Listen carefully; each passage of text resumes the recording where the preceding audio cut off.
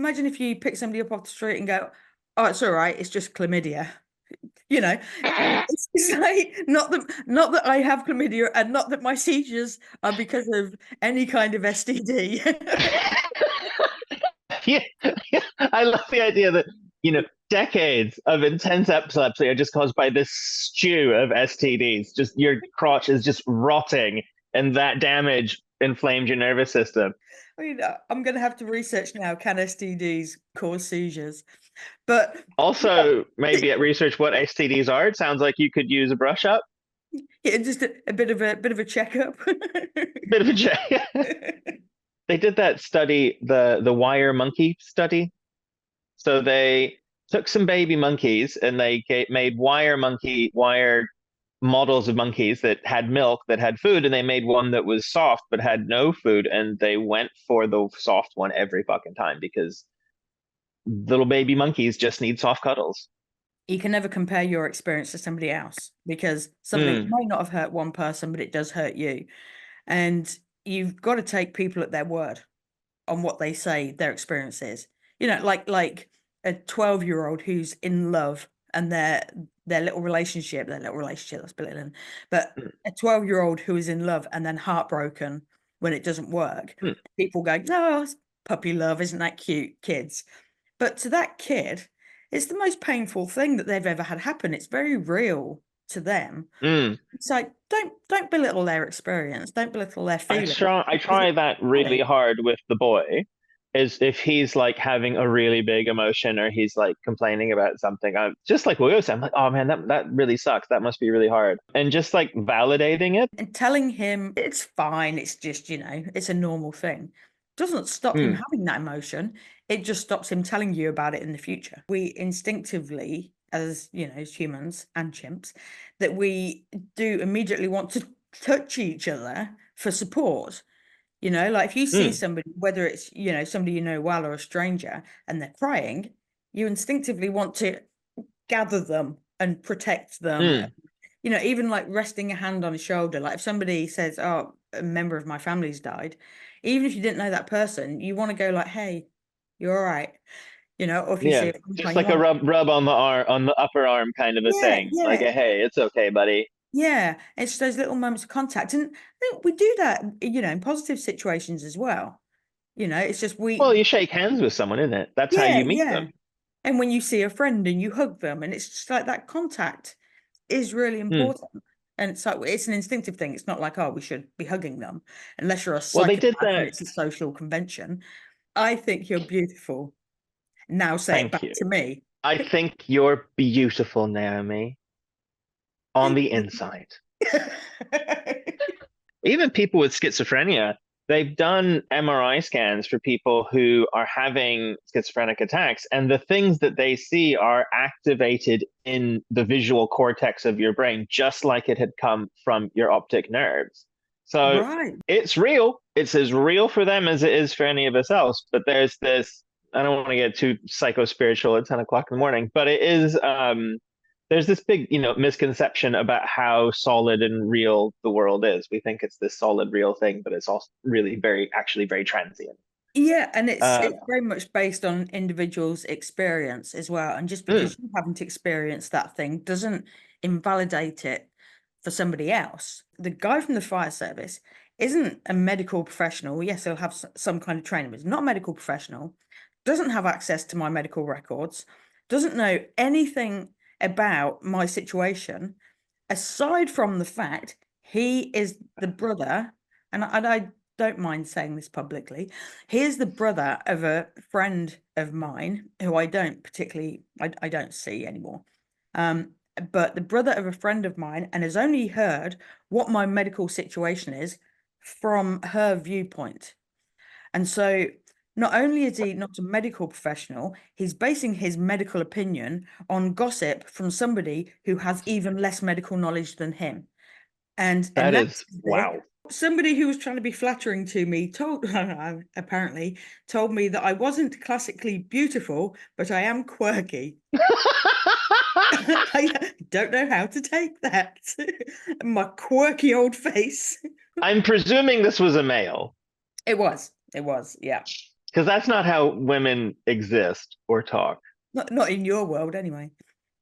No, nobody No. likes me in my world. There's like a 20-second hug, like the number of neurochemical changes that happen in your body after like a 20, like a prolonged hug as opposed to just a brief one. If the other person tries to stop the hug, don't let them. So, so your advice for today is go out and give non-consensual hugs. For really like uncomfortably long times. If we're going to look at our faces and what's wrong with them, there is so much surgery that I could have. People go, oh, what would you get fixed?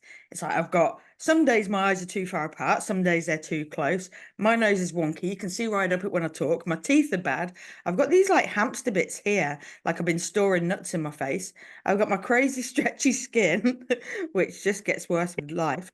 And like you can't see all the marks around my eyes because for some reason there's a filter on us. I found out Hmm. recently that the paramedics or EMTs or whatever that came to me on the public seizure told a member of the public that it wasn't epilepsy, it was mental health.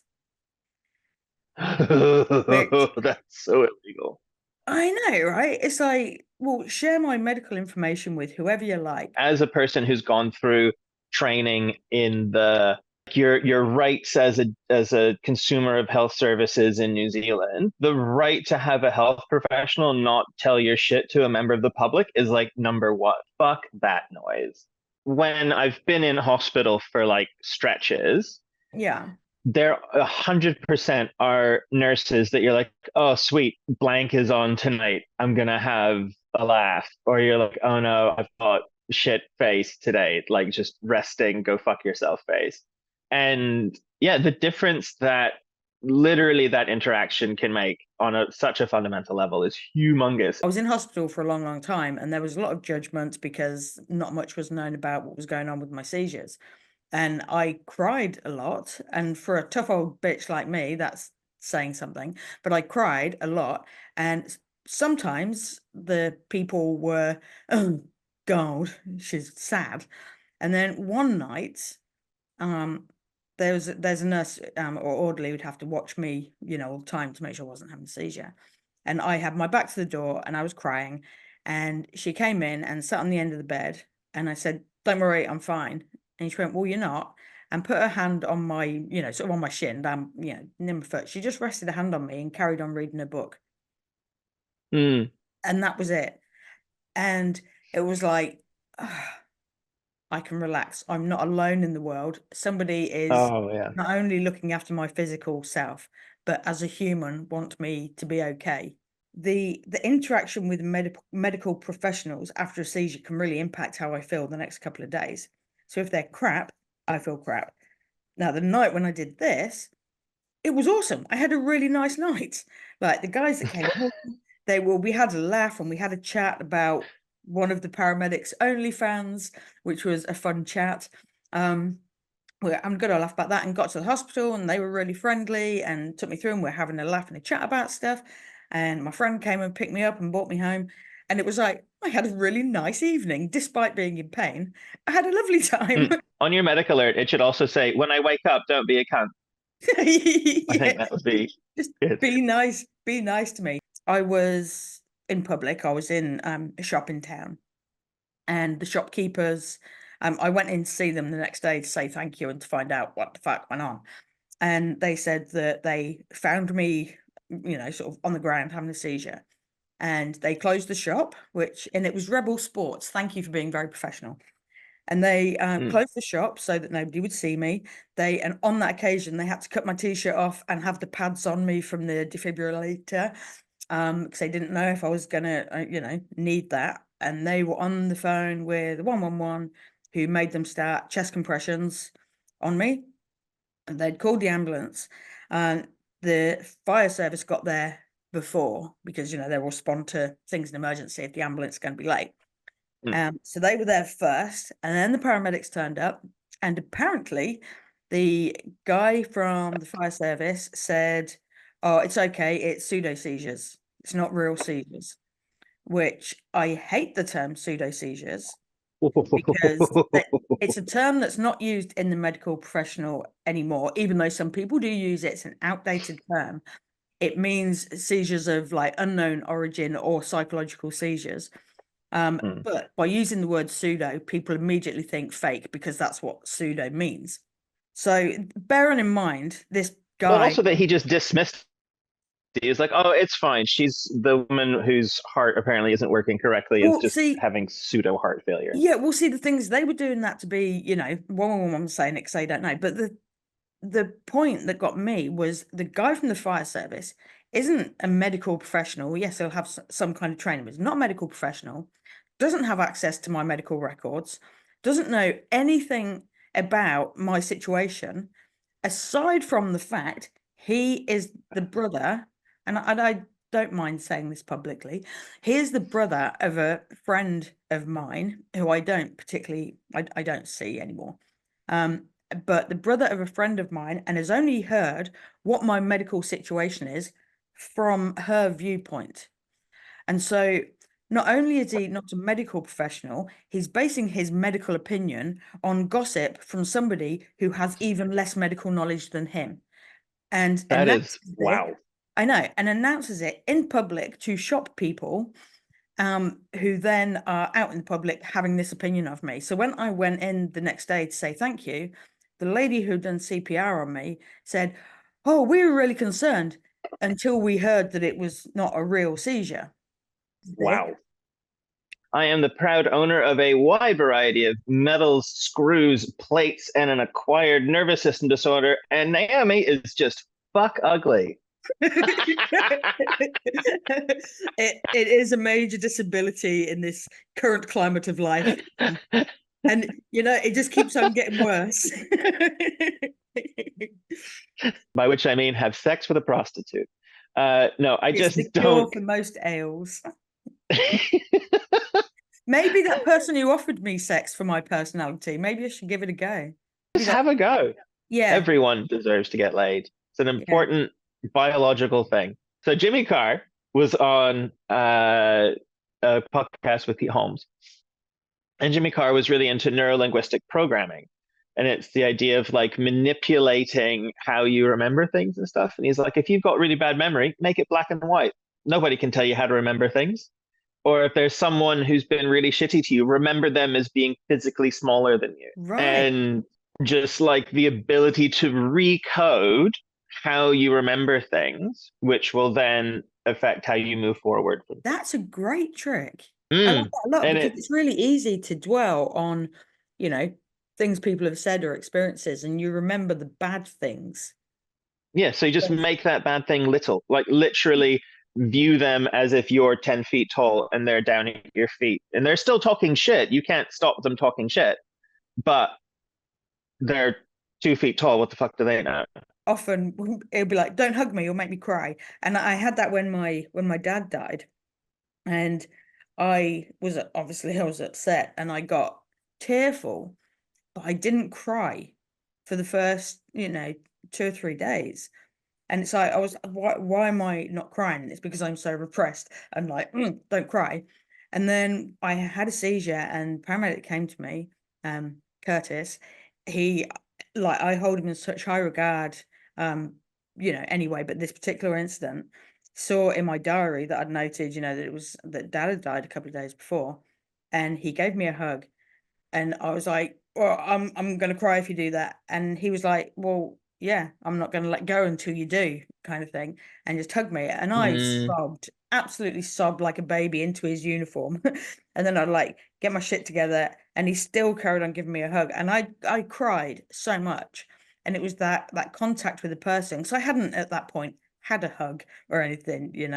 It's like, yeah, it was maybe 3 days. That was actually the first hug that I'd had since hearing that my dad had died. Like, and yeesh. so I think that's emotional. I think yeah, hang on.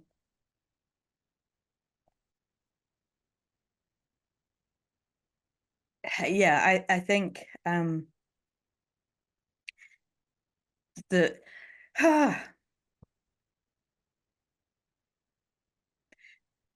you Touch can, is important. yeah, you can kind of shut yourself off to letting yourself have those emotions. But when you're with someone who is keeping you safe and giving you that opportunity to feel the feelings. I came around on the kitchen floor with paramedics there, which is quite a usual experience. And they sat me up and did all their normal things. And they were like kind of moving me by my shoulder. And because my Hmm. awareness when I come out of it isn't instantaneous, it's like I'm there and then, oh, something's really hurting. And my ankle and my shoulder were very painful. And my instinctive thing is, no, I'm fine. Don't take me to hospital. And they're like, no, actually, you have done a bad thing here. Hmm. And so I went to hospital and they were lovely. Well, I went to the medical injury centre and what they, like, I couldn't move it properly. And so I had to go for x-rays. And one of the ways they put dislocated shoulders, well, the way they put dislocated shoulders back in is they kind of raise it forward and up like that and it clunks in. Now, I couldn't move it. And then I went for the x-ray and they rested it on the table and slid me, like to get it in the right angle. And as they slid me, it popped and crunched and went into place, I think. So when they actually took the x-ray, they're like, oh, it's not dislocated. And it's like, no, I think it put it back in when you slid me. And because it was obviously still very painful, they put me in this awesome shoulder sling that actually straps around your waist as well to stop you swinging it forward. But I also couldn't stand on my ankle. I think I rolled it. So I was, yeah, back in a moon boot, shoulder sling. But because my body's very used to fixing quickly, I didn't have to use it for too long. But what was good about the whole situation was when Curtis was there and gave me a hug, it was like, I'm in a safe environment now. I can I can let go. And it was instinctive. It wasn't, I wasn't conscious of thinking that, but in analyzing it afterwards, it's like here's somebody who understands that this isn't an ideal situation. This is a sad situation. And they gave me the space to be sad. I That's have perfect. very, very vivid memories of my mom between like 8 and like 11, 12, being like, how's you breathing through your nose, Steve? Because if you can't breathe, we might be able to do as my nose got bigger and weirder. She's like, there are things that can be done. I wish she'd said to me at 12, like, that big fuck off honker, we can sort that out. I had someone recently tell me that if I wanted, they would have sex with me because they like my personality.